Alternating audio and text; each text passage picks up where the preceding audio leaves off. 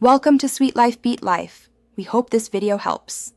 You start by putting on a respirator, chemical-resistant gloves, and goggles because solvent exposure is real.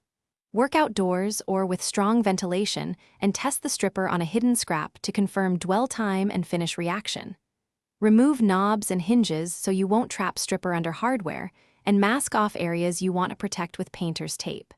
Next, apply a generous, even coat of gel or paste stripper with a brush. Work in 2 3-inch sections so it stays active and controllable. Once the stripper has set for the listed dwell time and the finish softens or bubbles, begin lifting softened finish with a plastic scraper at a low angle to avoid gouging the wood. For tight corners or stubborn varnish, switch to a brass scraper or a sharp putty knife and work slowly along the grain. Make sure to collect lifted material in a disposable container. After scraping, wipe remaining residue with mineral spirits or the product's neutralizer. Then allow the wood to dry completely before sanding. You'll follow up by sanding to remove small residues and feather edges.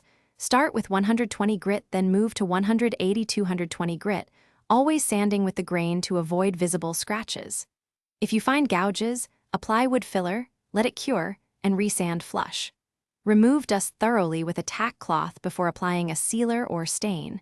Test a coat on an inconspicuous spot to check color and absorption. Finally, lay down your top coat in thin, even coats, allowing full dry. Thanks for watching. Consider subscribing if we helped you.